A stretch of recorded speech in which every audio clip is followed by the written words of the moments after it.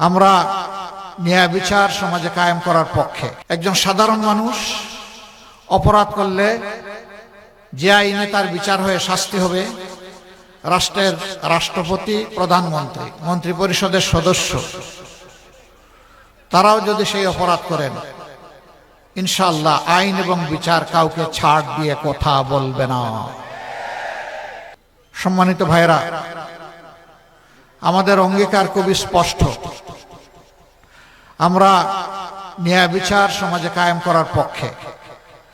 আল্লাহর হুকুমের কথা বলেছেন হযরতুল আল্লাম আমাদের বানিয়াচং আজমিরগঞ্জের, যিনি ইনশাআল্লাহ সংসদ সদস্য পদপ্রার্থী, আব্দুল বাসিত আজাদ সাহেব। আমরা সেই আদল এবং ইহসান সমাজে কায়েম করতে চাই।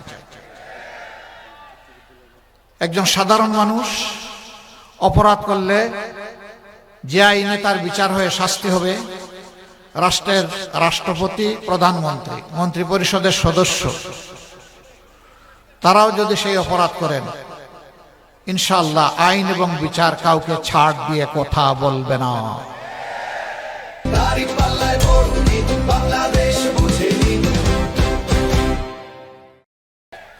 আইন সকলের জন্য সমান হবে, বিচার আর টাকার বিনিময়ে বিক্রি হবে না ইনশাআল্লাহ।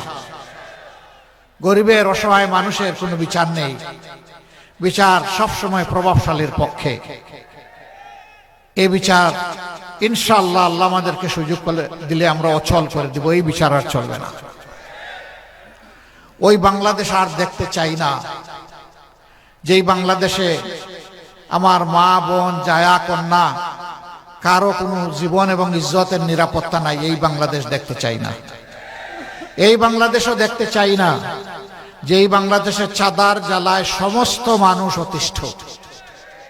ওই বাংলাদেশও দেখতে চাই না নিরীহ মানুষের বিরুদ্ধে মিথ্যা মামলা দিয়ে তাদেরকে আদালতে হাজির করে হেনস্থা করা হয়, তাদের উপর পৈশাচিক নির্যাতন করা হয়। সেই বাংলাদেশও দেখতে চাই না। ওই বাংলাদেশও দেখতে চাই না যারা নির্বাচিত প্রতিনিধি হবেন তারাই চরিত্র হারিয়ে লুণ্ঠনকারী হয়ে যাবেন। সেই বাংলাদেশ দেখতে চাই না।